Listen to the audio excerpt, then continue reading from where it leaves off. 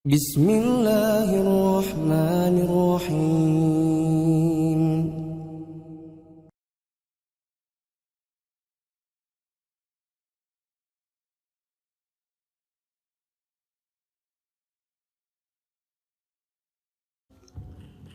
Bismillahirrahmanirrahim. Assalamualaikum warahmatullahi wabarakatuh.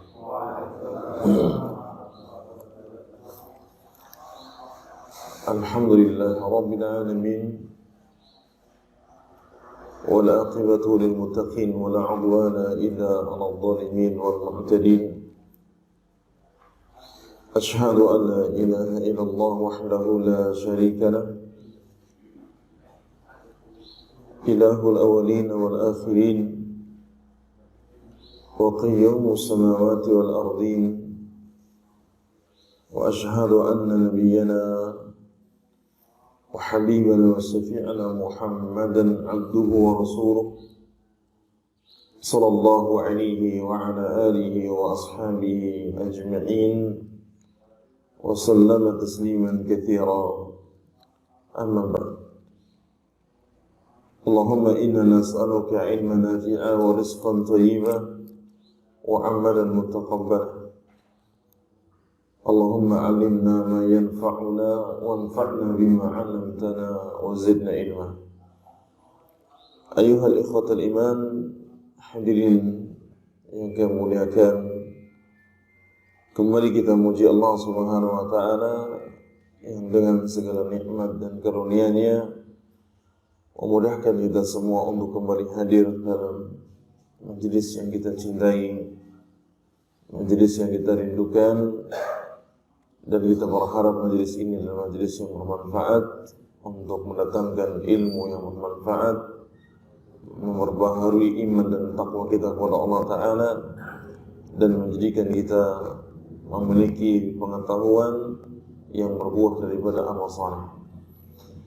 Selanjutnya kita akan kembali meneruskan tentang pembahasan fikih jual beli yang kita sarikan dari Al-Fiqhul Muyassar fi Dha'il Kitab wa Sunnah. Di pertemuan yang sebelumnya kita telah selesai dari pembahasan yang ke-6 berkaitan dengan jual beli yang terlarang. Dan sekarang kita masuk pada pembahasan berikutnya, itu berkaitan dengan al-iqalatu fil bai'. Dalam akad jual beli, transaksi antara penjual dengan pembeli, itu terkadang terjadi namanya iqalah. Iqalah ini artinya adalah pembatalan akad jual beli. Ya, raf'ul aqdi alladhi waqa'a bainal muta'aqidin. Jadi iqalah ini adalah pembatalan akad jual beli di antara pembeli dengan penjual. Ya, tentunya dengan keridhaan masing-masing pihak. Dan terjadinya iqalah pembatalan ini karena salah satu pihak, entah itu pembeli, ya, dia mungkin ada penyesalan kalau sekiranya dilanjutkan, maka dia akan merugi, misalkan demikian. Atau yatabayyan lil mushtari annahu laysa muhtajan lisil'ah. Atau terkadang setelah dipertimbangkan ternyata bagi pembeli dia merasa kalau saya beli saya nggak terlalu butuh. Ya. Aw lam yastati' daf'a thamaniha. Atau terkadang pula bagi pembeli itu terlalu mahal, dia nggak mampu untuk membayarnya. Sudah terjadi akad, tapi kemudian setelah dipertimbangkan ada sebab-sebab, ya, ada penyesalan atau tidak mampu membayar atau kemudian tidak perlu dengan barang tersebut. Kalau ini terjadi, maka boleh ditetapkan adanya iqalah, pembatalan akad jual beli tanpa ada pengurangan, tanpa ada penambahan. Artinya nggak perlu ganti rugi. Dan sifat iqalah ini sifat yang terpuji. Menerima iqalah bagi pembeli, bagi penjual, itu sifat yang terpuji. Ya.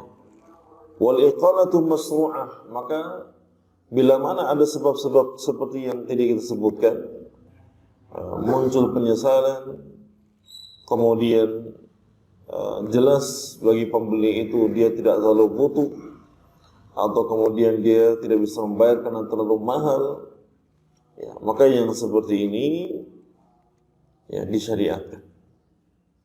Ya, dia boleh mengajukan pembatalan akad jual beli. Dan bagi penjual yang menerima, dia setuju karena dia melihat mungkin pembelinya bersikap baik, bukan suatu tipu daya dan seterusnya, maka terdapat keutamaan yang disebutkan Rasulullah SAW bila mana pembeli, penjual itu menerima iqalah yang ditawarkan oleh pembeli. Kata Nabi SAW, man aqala musliman bay'atahu aqala Allahu athratahu yawmal qiyamah. Barang siapa yang dia menerima pembatalan akad jual beli dari seorang muslim. Jadi yang menawarkan biasanya siapa? Pembelinya menawarkan. Saya boleh nggak jadi beli? Namanya iqalah. Kalau yang membatalkan dari siapa? Penjualnya bagaimana? Nah, ini muskilah di sini. Kalau pembatalannya terjadi dari sisi penjual, itu biasanya dia dapat tawaran yang lebih bagus. Betul? Ini tidak boleh. Ya, dia sudah transaksi dengan si A, katakanlah dapat harga 100 juta. Datang orang ketiga, yaitu orang yang kedua misalkan si B, nawarkan. Ya, itu kalau barang kamu tak beli saya, tak tinggikan. Ya, 125 juta, selisih 25. Kalau kemudian si penjual dimembatalkan kepada si A dan menyetujui dengan si B, maka yang seperti ini tidak dibenarkan. Ya, tidak dibenarkan. Maksud jual beli yang terlarang.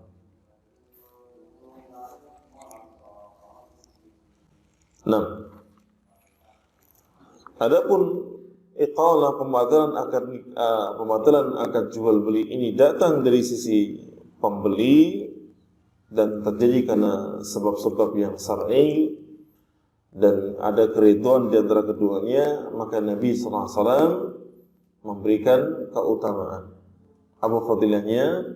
Siapa yang dia menerima pembatalan akad jual beli dari seorang muslim, maka Allah Subhanahu wa ta'ala akan menghapuskan kesalahannya di hari kiamat. Ini poin penting ini. Ya, jadi orang jual beli itu tidak selalu untung dan untung. Tapi kadang-kadang dia bisa mengambil keuntungan dari si akhirat. Karena kalau dia melihat jual beli di dalam dunia itu terkadang ya, mungkin satu tujuan bagaimana dia menjual, bagaimana dia mendapatkan keuntungan. Tapi jual beli dalam Islam itu selalu dibalut dengan ilmu akhirat. Selalu orientasinya adalah akhirat. Ya. Maka Allah Subhanahu wa ta'ala akan senantiasa merahmati, memberikan rahmat kepadanya, memberikan keberkahan kepadanya ketika dia mudah dalam membeli mudah, dalam menjual mudah. Ya. Sehingga tidak selalu orientasinya dunia terus dalam jual beli. Kadang-kadang ada satu kondisi yang seperti ini. Ada sebab-sebab syar'inya, ada pengajuan ini kalau dibatalkan bagaimana? Ya, maka ingatlah hadis ini. Ya, sebuah hadis yang sahih diriwayatkan Imam Ahmad dan Ashabus Sunan seperti Imam Abu Dawud, kemudian Ibnu Majah dan yang lainnya yang menyebutkan bahwa barang siapa yang menerima pembatalan akad jual beli dari saudaranya sesama muslim, maka Allah akan hapuskan ya, dosa-dosa dia di hari kiamat kelak. Nah,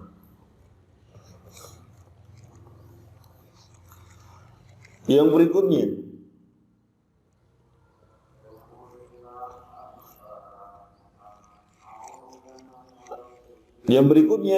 kita masuk kepada aqdul murabahah. Jelas ya yang masalah iqalah ya, pembatalan akad. Yang jelas ada sebabnya. Dan sebab itu masuk akal. Ya, setelah dipertimbangkan iqalah itu akad, dipertimbangkan ternyata tidak terlalu butuh atau terlalu mahal. Dia kalau misalkan terpaksa membeli pun juga akhirnya berhutang, memberatkan dia, atau kemudian dia bisa menyesal.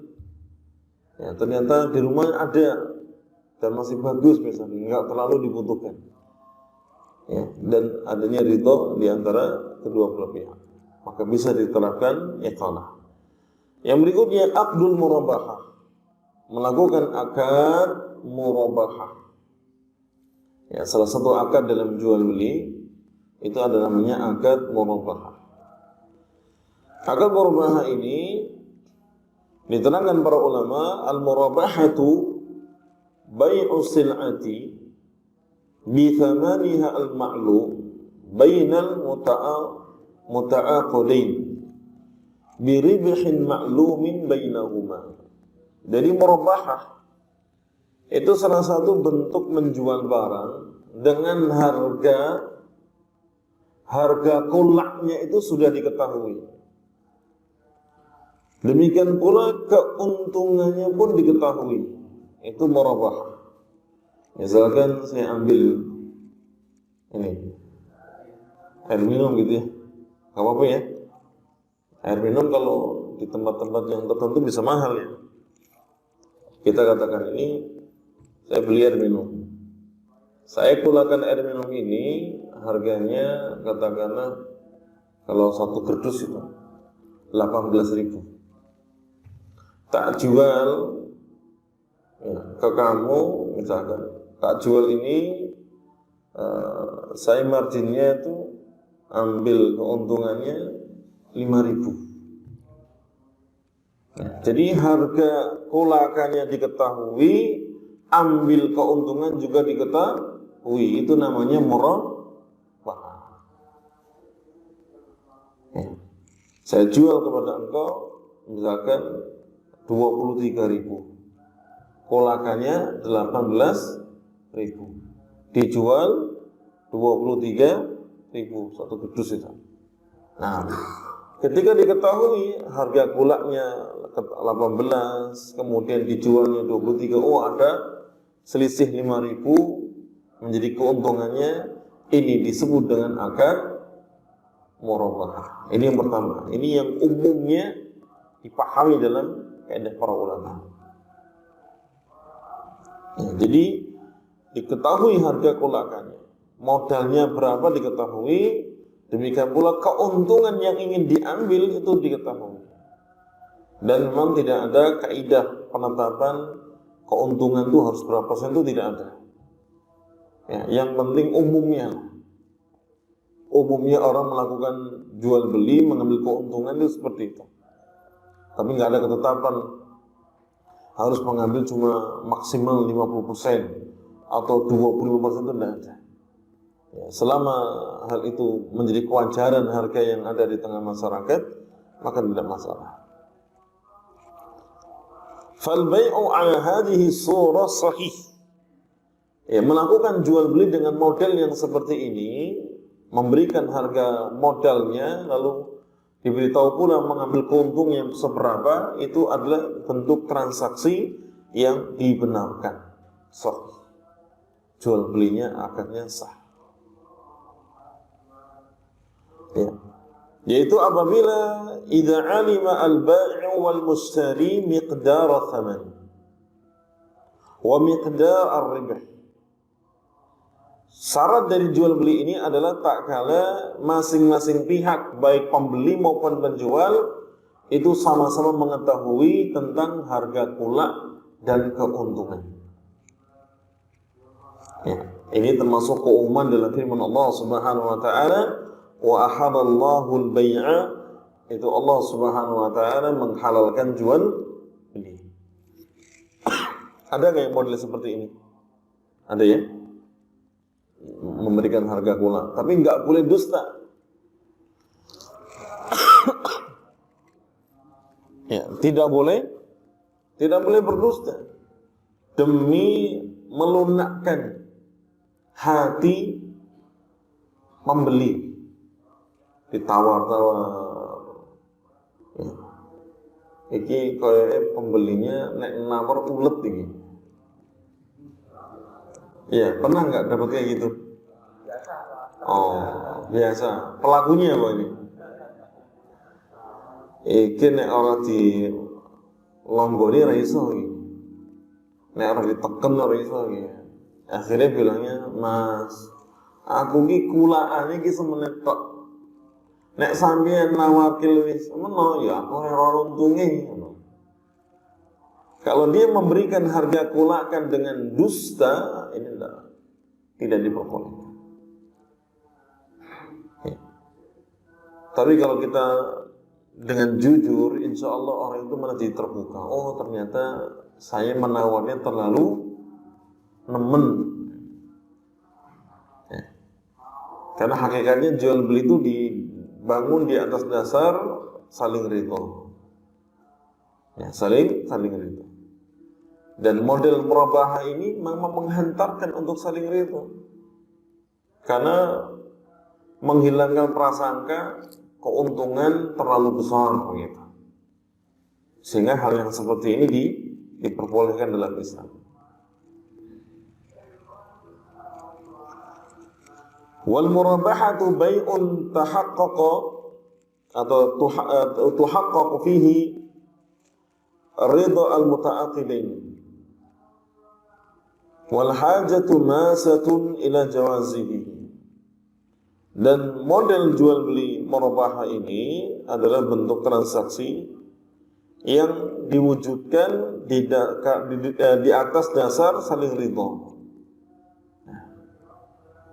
Sehingga penjual pun ketika dia memberitahu harga kulak dengan keuntungan, itu menjadikan pembeli akhirnya muncul, oh, ini memang dia mengambil keuntungan tidak terlalu tinggi, harganya juga sudah sudah miring, benar-benar demikian.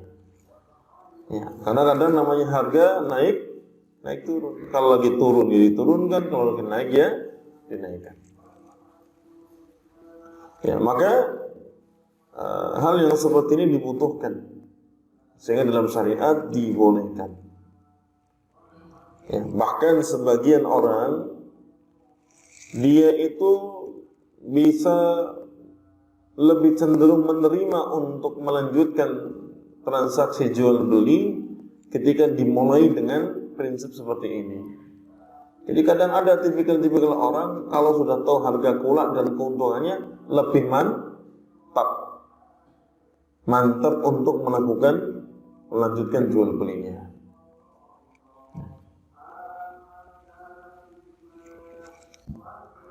Kemudian bentuk murabahah yang lain. Bentuk murabahah yang lain itu adalah kita meminta kepada pihak yang ketiga misalkan. Jadi ada calon pembeli, pihak ketiga, lalu kemudian ada produsennya.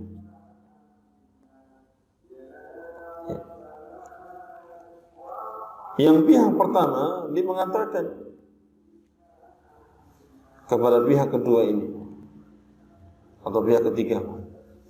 Jadi kita katakan Yang pertama, dia yang ingin punya barang. Barang itu ada di produsen. Ya, produsennya kita katakan pihak kedua. Tapi pihak pertama dia nggak punya uang untuk membeli barang yang ada di produsen itu. Akhirnya dia menghubungi pihak ketiga. Ya. Dia menghubungi pihak ketiga sebagai intermediasi. Ya. Dia mengatakan, tolong belikan kepadaku misalkan motor tipenya ini, mereknya ini, tahunnya seperti ini. Ya. Nanti kalau kamu sudah beli, jual kepadaku. Ini juga disebut dengan murabahah. Ya. Tapi murabahah yang seperti ini harus ada syaratnya dipenuhi. Di antaranya apa? Pihak ketiga tadi yang memiliki uang, baik itu bank atau orang, lembaga dan seterusnya, dia harus membeli. Bukan aset, jadi bukan hanya sekedar untuk pembiayaan, bukan. Kalau pembiayaan sama aja. Ya, sama dengan praktek riba yang ada. Tetapi pihak ketiga dia ketika diperintahkan, tolong usahakan, ya, saya minta barang seperti ini. Kalau barang itu telah dibeli dan dimiliki oleh pihak ketiga dan dijual ke kita dengan margin keuntungan yang jelas, selisih harga yang jelas, itu termasuk murabahah yang boleh. Yang dibolehkan.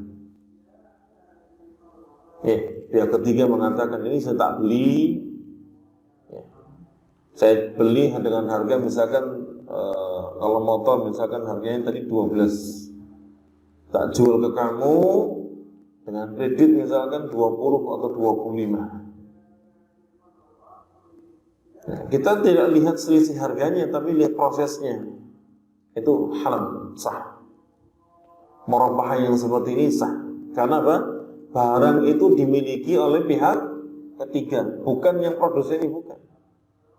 Tapi kalau ada orang misalkan saya mau beli, tolong belikan barang kepada saya, misalkan motor, kepada pihak ketiga, kita diantar, ayo sekalian nengok, sekalian beli. Ini tidak boleh. Misalkan pihak bank ngajak kita, kamu pengen motornya bagaimana, mobilnya bagaimana, ya, nanti milih di showroom. Ini berarti pihak ketiga dia menjual sesuatu yang belum dimiliki. Sementara Nabi SAW melarang hal demikian. Ya, tidak boleh bagi seorang la tabi' ma laysa indak. Janganlah engkau menjual sesuatu yang belum kau miliki. Ya. Maka syarat murabahah yang seperti ini, model kedua ini, pihak ketiga dia harus sudah memiliki. Termasuk dalam bentuk kredit rumah misalkan. Kau kerjasama dengan bank, ya, misalkan bank menawarkan murabahah kredit rumah. Kan sekarang lagi ngetren ini di bank-bank syariah. Maka dipastikan rumah itu sudah dimiliki oleh pihak bank. Ya. Bukan sekedar pembiayaan. Kalau pembiayaan sama saja. Ini praktek yang tidak dibenarkan. Makanya istilah murabahah yang digaungkan oleh bank-bank syariah itu tidak 100% benar dalam prakteknya di lapangan. Karena adanya pelanggaran-pelanggaran seperti barang itu belum dimiliki. Masih menjadi pihak kedua. Misalkan kalau motor itu masih menjadi pemilik produsennya, kalau rumah itu masih pemilik pengembang, kalau ada yang meminta baru diurus. Jadi kalau ditanya itu asetnya bank bukan. Nah, ini termasuk praktek yang keliru. Ya. maka tidak termasuk murabahah yang dibolehkan. Kalau ingin dibolehkan, maka syaratnya dimiliki dulu. Jadi ketika ada penawaran, tolong belikan atau sediakan bagi saya motor, rumah, mobil dengan tipikal seperti ini gitu, tipe-tipe yang disebutkan oleh calon pembeli ini, maka segera baik kita individu ataupun lembaga, ya, lembaga keuangan, dia mencari. Kalau sudah ada, baru kemudian dia kabarkan. Sudah dibeli, sudah dimiliki, baru kabarkan. Dan dia boleh mengatakan, saya membeli dari sana, ulakannya sekian. Tak jual ke kamu sekian dengan keuntungan sekian. Ini namanya murabahah. Ya, baik.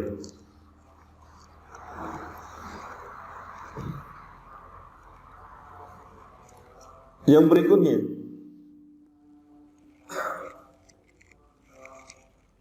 al-mas'alatu tasi'ah, pembahasan yang ke-9 adalah al-bai'u bit-taqsir, melakukan jual beli dengan sistem kredit.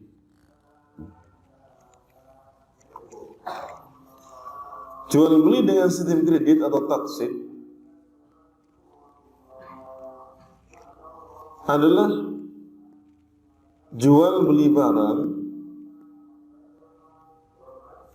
dengan pembayaran yang diangsur sampai batas waktu tertentu.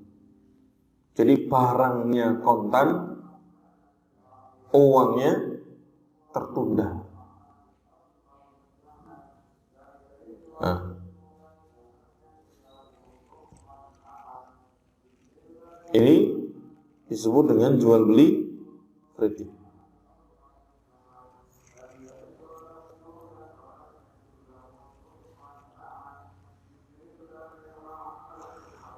Yang mana dalam sistem pembayarannya itu dijadikan berangsur-angsur, dicicil dengan jumlah tertentu. Jadi ada masa temponya. Ya, jual seperti ini dihalalkan oleh para ulama, tetapi ada syarat-syarat kesahannya. Contohnya misalkan ada orang dia menjual mobil. Kalau kontan harganya 70 juta, kalau kredit katakanlah 2 tahun itu 100. Mudahnya demikian hitungan. Ya. Dengan tempo pembayaran, tempo yang diangsur, dicicil seperti ini, maka ini disebut dengan jual beli kredit dan hukumnya adalah boleh. Berdasarkan firman Allah Subhanahu wa taala dalam suratul Baqarah ayat 82. Ya ayyuhalladzina amanu idza tadayantum bidainin ila ajalin musamma faktubu. Hai orang-orang yang beriman, apabila kalian bertransaksi dengan transaksi yang sifatnya tertunda, maka tulislah. Ya, ayat ini berbicara tentang masalah hutang, dan jual beli kredit itu termasuk jual beli perhutang. Ya, jadi orang mengambil transaksi kredit, ambil yang kredit, maka dia hakikatnya apa? Berhutang. Demikian pula praktek Nabi Sallallahu Alaihi Wasallam. Ya, ketika Nabi SAW itu membeli gandum kepada seorang Yahudi itu dengan modelnya apa? Taksir. Ya, dengan berhutang. Ya, dengan jaminan baju besi perangnya. Dan jual beli seperti ini dimubahkan atau dibolehkan karena dengan jalan seperti ini, dengan transaksi yang seperti ini, sebagian orang itu mendapatkan keuntungan. Dan itu terjadi pada masing-masing pihak, baik itu pembeli maupun penjual. Ya, jadi fihi faidatun likulli minal bai' wal mustari. Ya, model yang seperti ini ada sisi keuntungan baik itu dari sisi pembeli maupun penjual. Fa innal bai'a yazidu fi mabi'atihi. Ya, adapun dari sisi penjual, maka jual beli kredit itu bisa menambah daripada barangnya. Ya, dia bisa berputar terus. Wa yu'addidu min asalibihi fi taswiq bidu'atihi. Dia bisa mereka pula menambah keuntungan. Mungkin angsuran pertama, kedua, balik modal. Nanti angsuran yang berikutnya sudah menjadi sisi keuntungan baginya dan bisa untuk mengembangkan modalnya lagi, barangnya lagi. Ya, dan pembeli itu atau penjual dia bisa menentukan mau kredit atau mau kontan, itu tidak masalah. Ya, dia menawarkan mau kredit atau mau kontan. Sebelum akad itu diketuk, disepakati, maka tidak masalah. Tapi kalau kemudian sudah disepakati, saya ambil kredit setahun, subhanallah esok harinya dapat rezeki untuk bisa bayar kontan, maka akadnya tidak bisa dirubah. Yang kredit jadi kontan, harganya tidak bisa berubah. Misalkan saya beli motor, hari ini saya bilang kredit, akadnya kredit 1 tahun, harganya misalkan 18 juta. Kalau kontan harganya 15 misalkan. Subhanallah, hari ini saya akadnya kredit, besok saya dapat uang yang bisa untuk melunasi harga kontan. Lalu saya datang kepada pembeli penjualnya, ini alhamdulillah saya dapat rezeki, boleh nggak harganya jadi harga kontan? Kan cuma selisih 1 hari, nggak boleh. Ya, kenapa? Karena itu terjadi 2 akad di situ. Meskipun dia punya kemampuan untuk langsung melunasinya, ketika sudah terjadi akad dia ambil kredit, maka tetap harganya harga kredit, bukan harga kontan. Tapi dari pihak penjual dia boleh ngasih korting, dia boleh untuk mengatakan, karena untuk cepat saya kasih diskon. Itu sebagai bentuk ihsan, sikap baik dari penjual. Tapi dari pihak si pembeli tidak boleh merubah akad. Akadnya 1, diselesaikan. Ya. Nah, kemudian jemaah sekalian yang dirahmati Allah Ta'ala,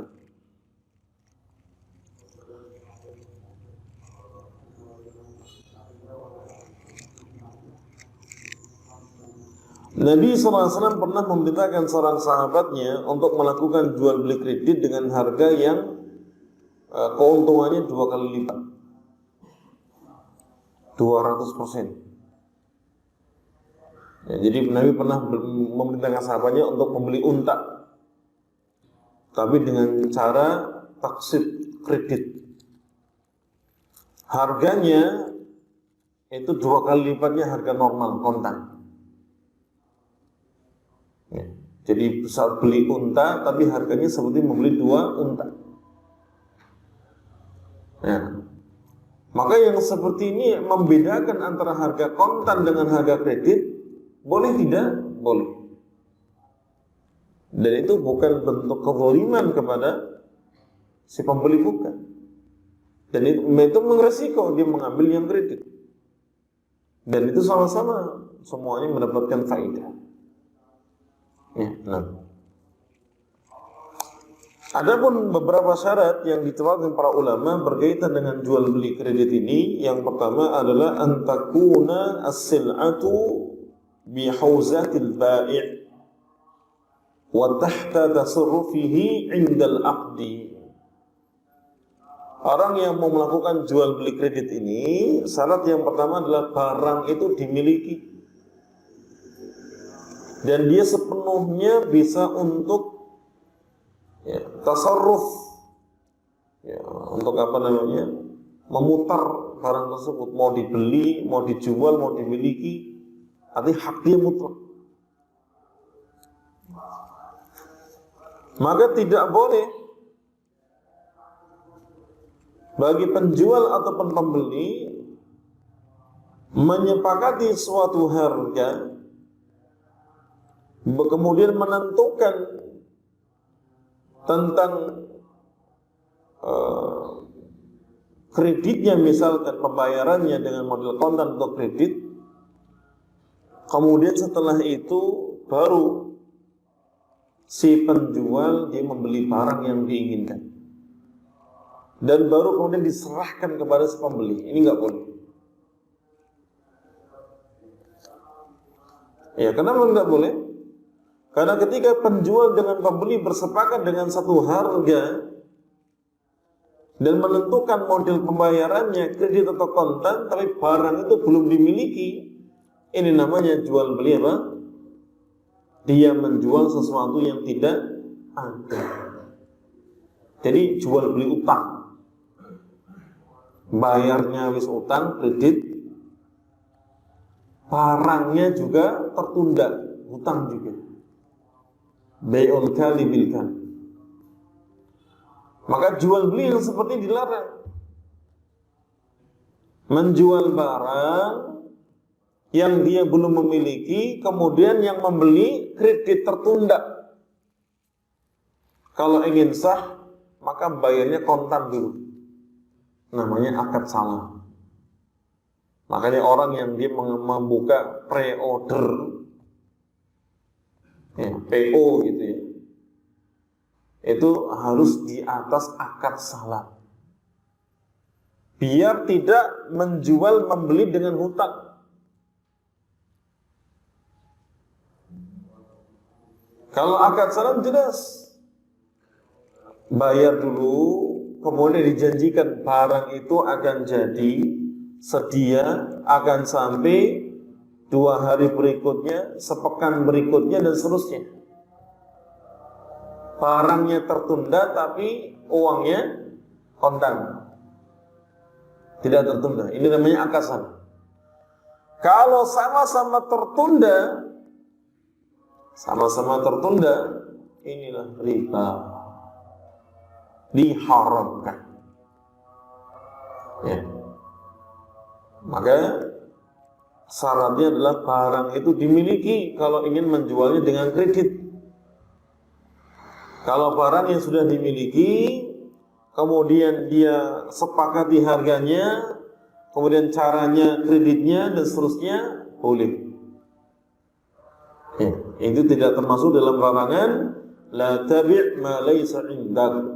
Janganlah engkau menjual sesuatu yang tidak engkau miliki. Ya.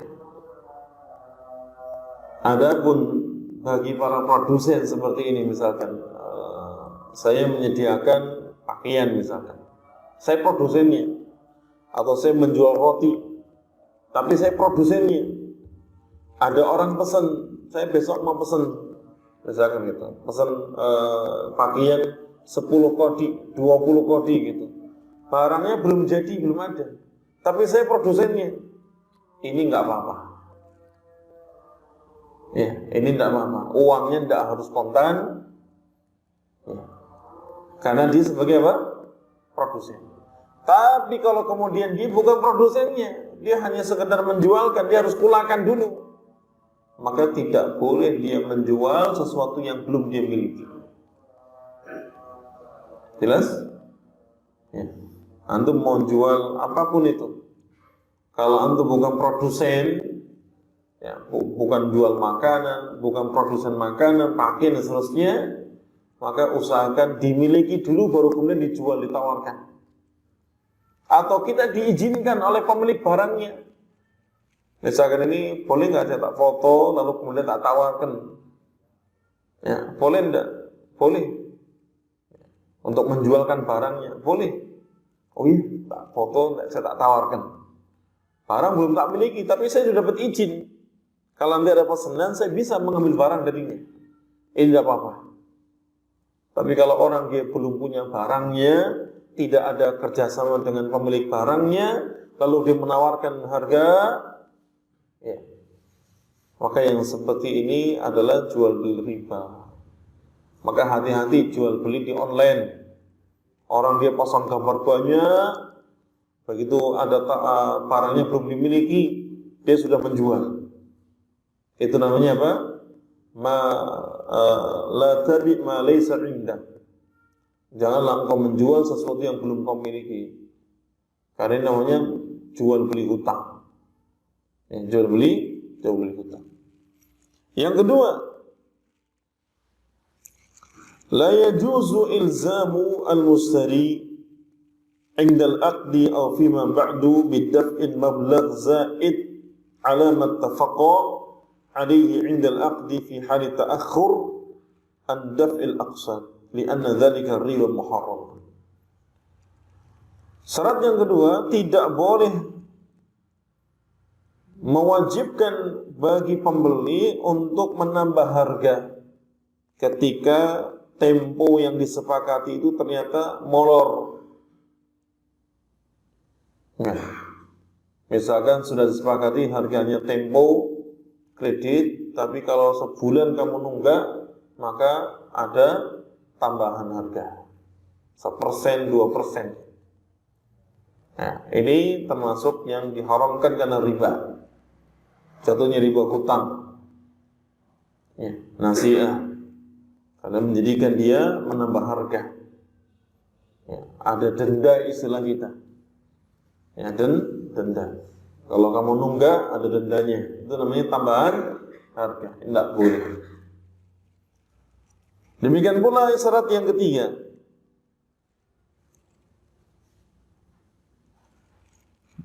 Yahrumu 'alal mustari al-mali'u al-mumatalah fi sadadi mahalla mil aqsad.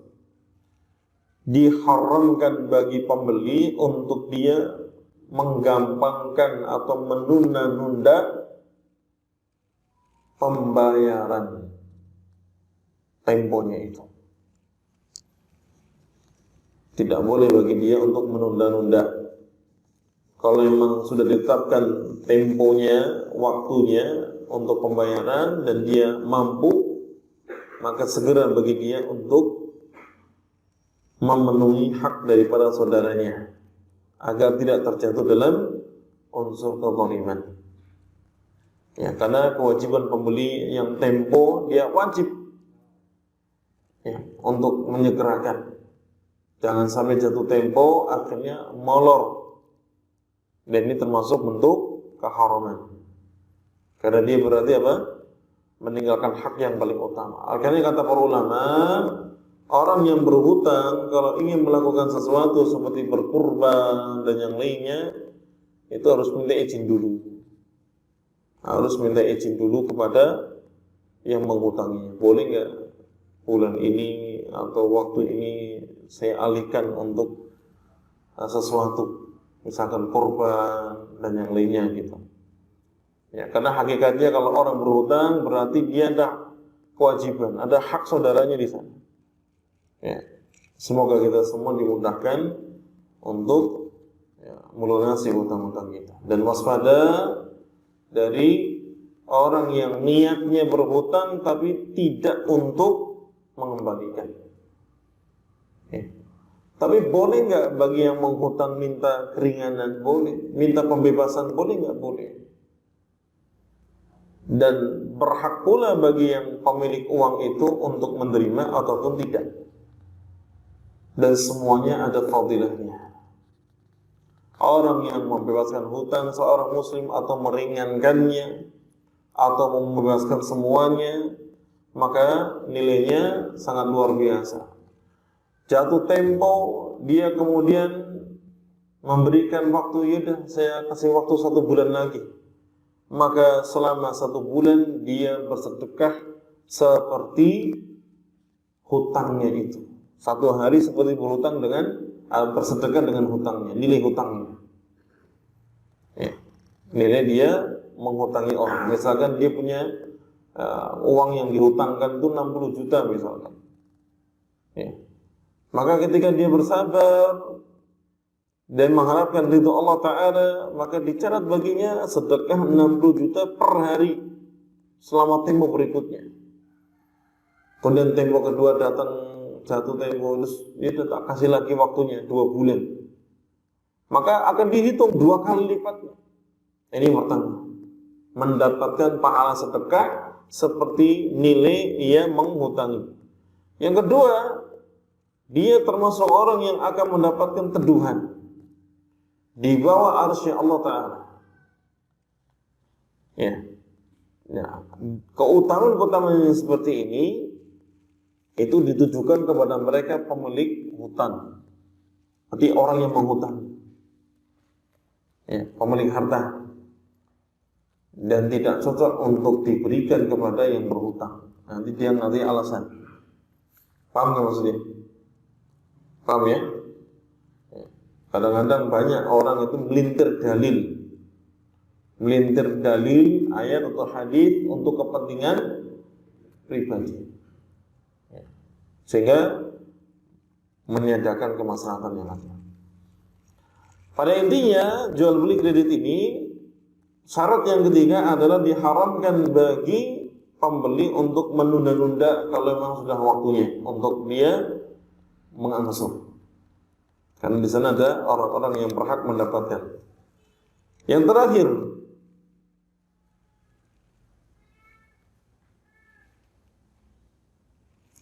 la haqqa lil bai'i fil ihtihad bimulqiyatil mabi' badal bai'. Tidak berhak bagi penjual untuk berusaha memiliki barang dari akad jual beli itu setelah terjadi jual beli, ya, ketika terjadi penundaan dalam kreditnya. Jadi tidak boleh sembarangan langsung mengambil.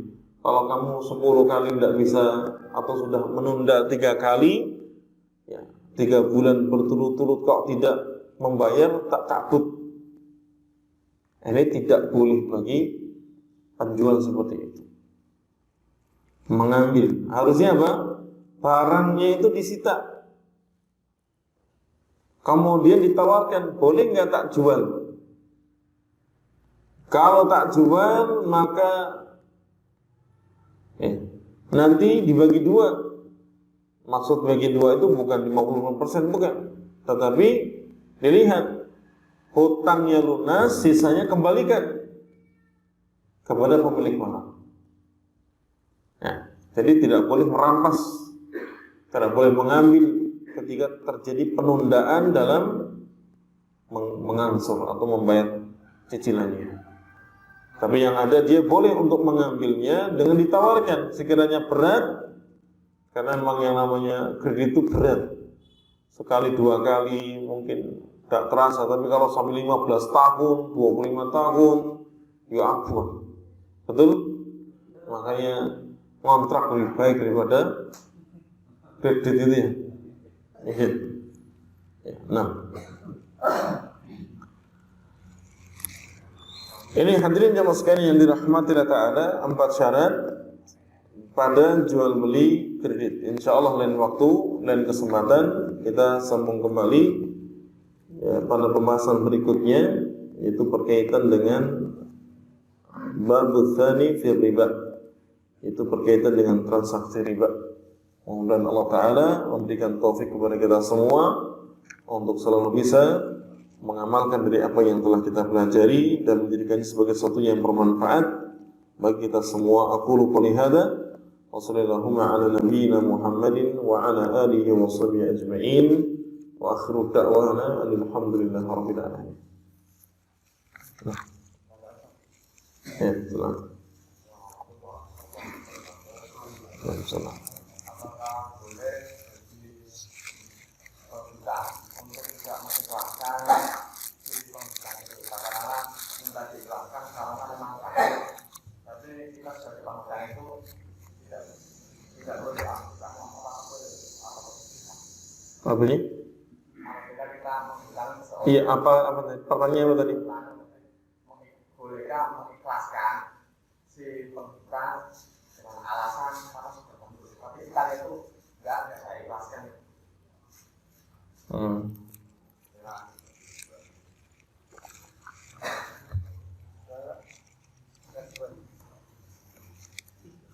Ini Pak, saya kan kalau singkat padat jelas. beli di tempat kasino, ya. Terus saya akadnya tempo Pak. Saya membayar dengan cek. Terus saya produksi, saya jual. Saya kan belum memiliki Pak, berarti ya karena dengan ini. Sebelum memiliki apa? Lah karena saya ini kan dengan cek kan belum lunas, berarti kan belum hak saya. Terus saya produksi, saya jual ke pasar. Di pasar di sana baru dijual dengan diutangkan lagi. Nah itu apakah saya termasuknya sama Pak belum gitu? Nah, baik. Saya jawab dulu yang pertama ya. Mengikhlaskan hutang boleh enggak gitu? Boleh. Kalau dia memang tidak terlalu membutuhkan. Jadi kadang ada orang yang dia itu dengan harta itu tidak terlalu gitu enggak. Kalau dia sudah gampang, kerannya itu banyak dibukakan untuknya, dia terkadang nggak terlalu bernilai baginya. Dan dia melihat ini harta bisa manfaat untuk akhirat, maka dibebaskan. Ya, dan dilihat kemaslahatan. Ini orang yang sulit misalkan ditagih atau kesulitan untuk membayarnya. Ya, atau banyak sebab yang kalau mungkin kalau kita tahan-tahan malah menjadikan hati sakit, menjadikan kita kepikiran, ya. Karena syaitan itu gampang menjadikan kita tuh tersibukkan dari zikir dan yang lainnya.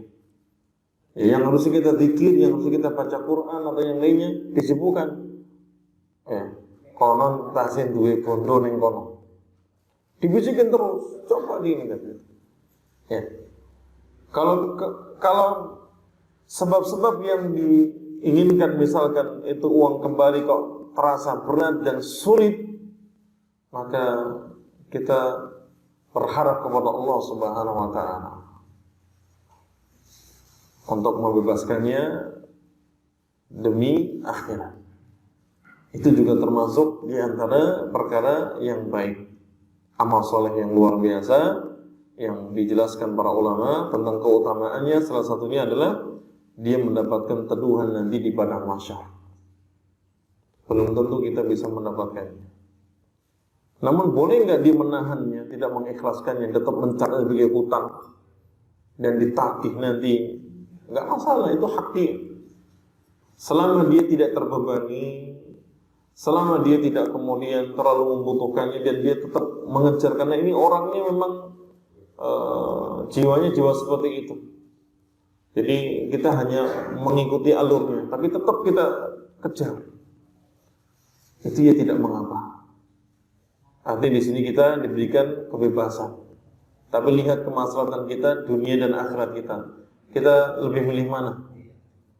Kalau di dunia ini kita nggak terlalu butuh, itu sudah banyak pemasukan, sudah banyak simpanan misalkan, ya bebaskan. Lillah. Bebaskan lillah, mengharapkan akhirat.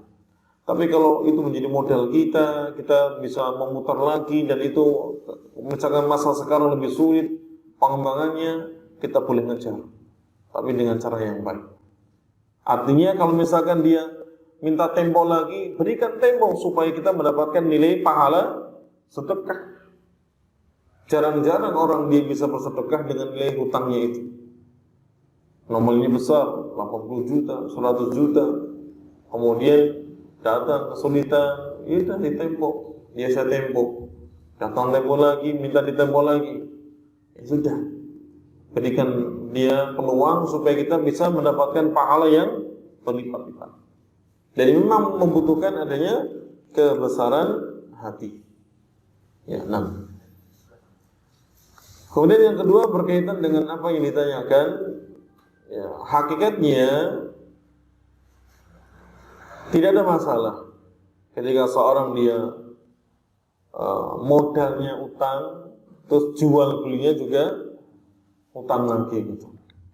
Tapi kalau dia jelas punya, kan biasanya ada temponya, 3 bulan, waktunya jelas.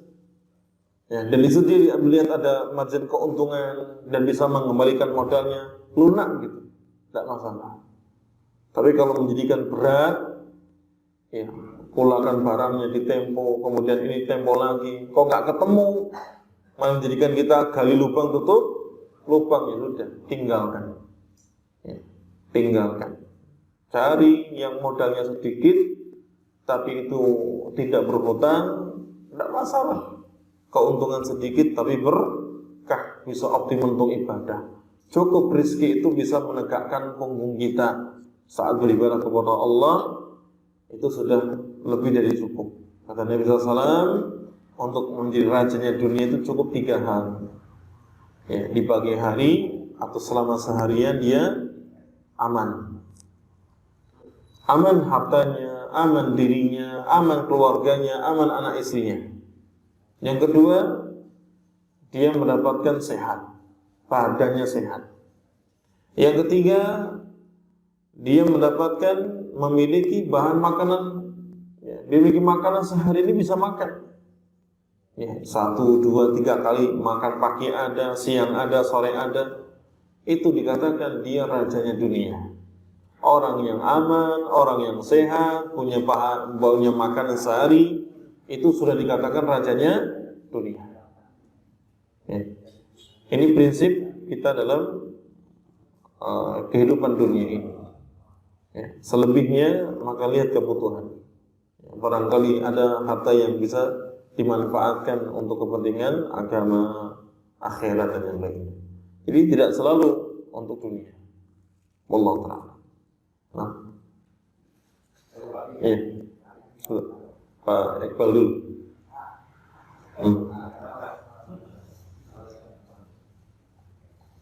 Dalam transaksi jual beli, jika orang penjual tidak boleh menambahkan denda ketika dalam proses akad kredit. Tambahan harga. Yang saya tanyakan itu ketika kita berada pada posisi pembeli, itu akad dari awal itu seorang penjual sudah mengatakan seperti itu. Seorang penjual itu mengatakan saya salah dulu. Apakah kita seorang pembeli itu boleh bermuamalah dengan penjual yang seperti itu? Iya. Atau tidak boleh? Sementara kita Lihatnya nanti. Baik. Kalau ada model yang demikian, yaitu penjual dia menetapkan di awal akad itu dengan tambahan harga atau denda dan seterusnya, ini berarti akadnya riba hutang. Kalau kita mengiyakan, kita masuk. Karena riba itu dilaknat tidak hanya pemakainya, tapi pemberinya. Ya, pemberinya termasuk. Ya, maka yang perlu kita tetap tekankan adalah dinasihati.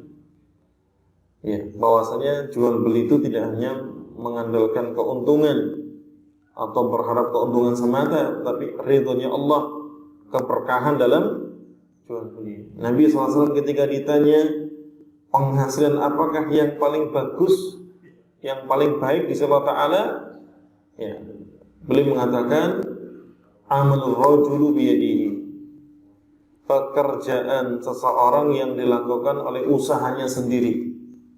Yang kedua, wa bai'un mabrur, jual beli yang mabrur, jual beli yang berkah. Nah, sampaikan bahwa saya pengen penghasilan saya itu berkah. Saya juga pengen jual beli ini diberkahi, dirahmati. Maka sistemnya, caranya harus mengikuti syariat. Ya, kalau dia tidak terima, kita tinggalkan daripada kita menantang perang Allah Subhanahu wa Ta'ala. Karena orang yang dia melakukan riba, baik dia sebagai pemberinya, ya, kalau dia menyepakati riba kan jadi pemberinya, bukan pemakannya tapi yang memberi. Maka yang seperti ini dia sama seperti melawan Allah Subhanahu wa taala, na'udzubillah min dzalik. Pasti kalah dan pasti dia akan sengsara di kemudian hari. Ya, mungkin sekarang nggak terlihat, tapi Allah mudah untuk membalikannya dalam sekejap. Ya, orang yang jaya luar biasa, begitu Allah tampakkan ketidakmampuannya, maka dalam sekejap musnah, hilang. Ya, benda-benda yang dimilikinya. Maka yang dicari adalah keberkahan dalam berdagang itu. Hindari transaksi yang keliru. Nah, berikutnya terakhir ya, Assalamualaikum warahmatullahi wabarakatuh. Ini jamnya kecepatan atau telat ya? Masih jam 6 Kak. Oh jam 6. Ya, saya jam 7 ada jadwal kan. Ya, silakan. Assalamualaikum warahmatullahi wabarakatuh. Waalaikumsalam. Ini Pak, dalam satu penjualan kadang-kadang ada DP ya. Itu kalau ini nggak jadi, DP kamu tidak ada. Baik. Kemudian ada lagi Pak, tidak pertanyaan. Yang kedua adalah kita misalnya menjadi seorang maklar. Kita menawarkan misalnya suatu rumah atau barang yang kita mungkin kita tambahkan, boleh kan ya? Karena dari yang punya nggak ada yang 15, 20, boleh nggak? Terus? Kemudian yang ketiga adalah tadi kita mengikhlaskan suatu hutang seseorang. Apakah kita datangi orang yang kita itu, kita ikhlaskan atau kita jawab aja? Baik. Assalamualaikum warahmatullahi Waalaikumsalam. Baik. Yang pertama, selalim. DP. Nah. Yang pertama DP. DP kalau tidak terjadi apakah hangus dan seterusnya dibolehkan atau tidak. DP itu menjadikan barang pemilik barang itu tergadaikan. Jadi orang saya mau beli rumah ini tak DP dulu tapi ya DP 5 juta. Ya, dikasih waktu 1 bulan untuk melunasi atau berapa kali gitu ya, kesepakatan. Begitu barang itu diminta, kemudian dia kasih DP, maka pemilik barang itu tidak bisa menawarkan, betul? Dia tidak bisa menawar, tidak bisa menjual, ya, karena ada DP di situ. Sehingga DP ini menjadikan sisi kerugian hakikatnya. Karena selama beberapa waktu, misalkan 1 bulan, dia nggak bisa melakukan apapun, padahal itu barang miliknya. Tapi gara-gara wis ditembung, cuma dikasih DP, akhirnya apa? Dia belum sepenuhnya memiliki. Karena sebab inilah kemudian DP itu hangus ketika tidak terjadi. Sebagai ganti rugi dari masa dia menunggu kejelasan akad itu diteruskan atau tidak. Jelas ya? Jadi boleh dia mengambil DP-nya, halal. Karena itu sebagai bentuk ganti rugi. Selama beberapa waktu dia tidak bisa memutar barangnya, jual pun tidak bisa, nawarkan pun tidak bisa. Dan dia nggak jelas keuntungannya dari mana. Karena 1 bulan padahal namanya barang itu kalau dia pedagang yang bagus gitu ya, itu kan barang itu bisa muter cepat sekali kan gitu. Keuntungannya juga bisa dapat. Gara-gara DP akhirnya dia nggak bisa memberikan penawaran. Ya, kalau kita maksa ngambil, ya itu artinya ada unsur kezaliman. Maka hangus. Resiko. Ya, resiko. Ya. Tapi boleh nggak bagi si pemilik barang untuk misalkan DP-nya diambil, dia mengikhlaskannya? Boleh tidak? Boleh saja. Dia merasa saya nggak butuh kok. Saya nggak terlalu dirugikan. Karena saya juga masih banyak pemasukan yang lain. Dan saya lihat orang ini membatalkannya pun karena sebab dan dia juga orang yang mungkin keberatan untuk meneruskannya karena terlalu berat, boleh nggak dikembalikan? Boleh. Jadi antum fleksibel, lihat kondisi, lihat orangnya. Betul ya? Jelas ya? Yang kedua berkaitan dengan maklar. Maklar ini hakikatnya adalah sekedar menjualkan barang. Ya. Menjualkan barang milik orang lain dengan harga yang sudah ditentukan oleh si pemilik barang. Maklar pada intinya hanya segera menawarkan. Dan dia tidak dirugikan sama sekali. Betul enggak? Dia tidak ada kerugian sama sekali bagi maklar. Karena dia hanya segera menawarkan barang. Kalau ada yang cocok, maka diketemukan dengan pemilik barang. Jadi perantara. Nah, maka hakikatnya keuntungan dia itu adalah komisi yang didapatkan dari pemilik barang. Itu maklar di situ. Sehingga kalau dia mengambil keuntungan sendiri, ya, ini yang tidak diperbolehkan. Kalau mengambil keuntungan sendiri berarti akarnya dia menjual, bukan maklar. Kalau dia mengambil keuntungan sendiri berarti dia itu akarnya menjual barang, bukan perantara. Kalau menjual barang berarti dia ada resiko.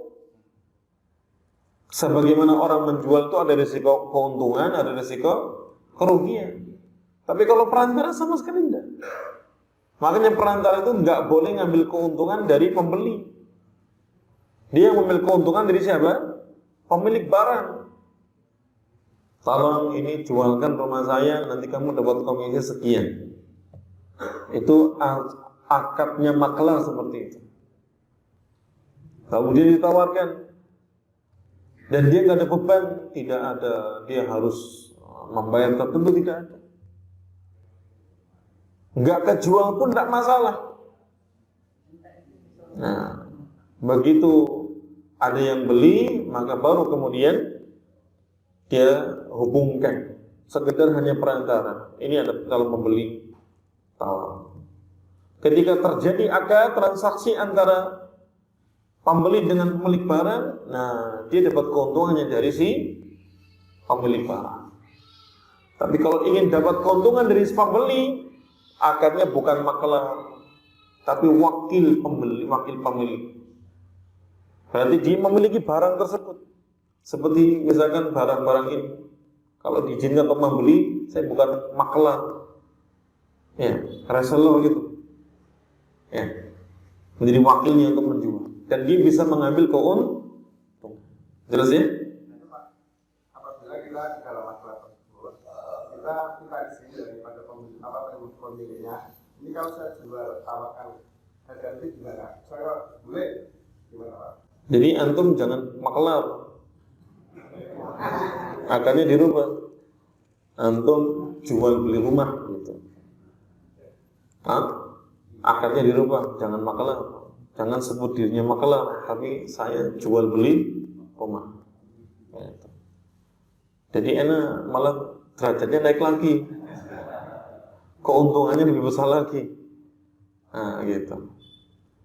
Artinya jangan sampai kita hanya sekedar pengen untung, tidak mau rugi. Itu tidak bisa. Penjual itu tetap ada untung dan rugi.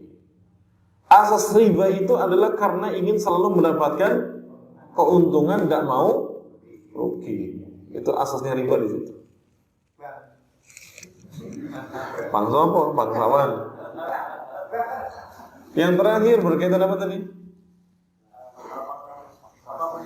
Mengikhlaskan hutang. Karena hutang ini adalah muamalah sosial. Hutang itu muamalah sosial, bukan bisnis. Dan hubungannya nanti sampai akhirat. Namanya sosial. Ya, muamalah yang seperti ini itu harus diusuarakan. Artinya benar-benar menjadi kejelasan.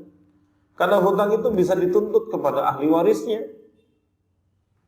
Ya, dan bisa menjadi warisan bagi ahli warisnya. Jelas ya?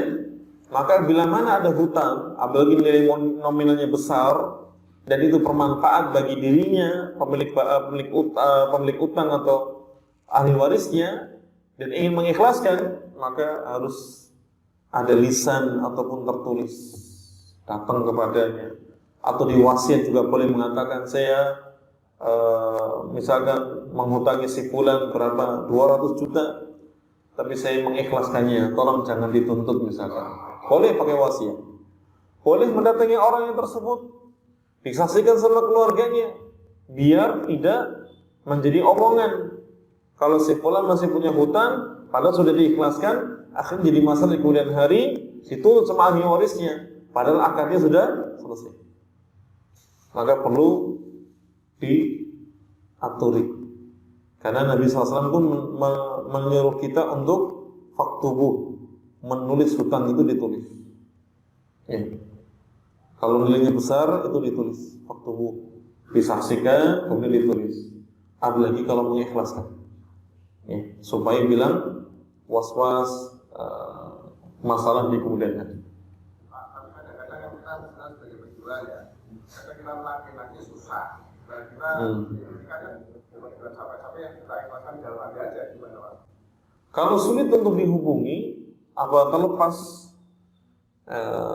sulit dihubungi gitu, susah untuk diketemukan, maka kita ikhlaskan boleh, tidak mengapa. Tetapi tidak ada yang mengetahui hutang dia kecuali kita. Paham ya? Tidak ada orang lain yang mengerti hutangnya orang itu kepada kita kecuali kita. Tapi kalau hutangnya kita, misalkan kita menghutangi si A, itu diketahui oleh selain kita, misalkan keluarga, anak, istri, dan seterusnya, itu rawan.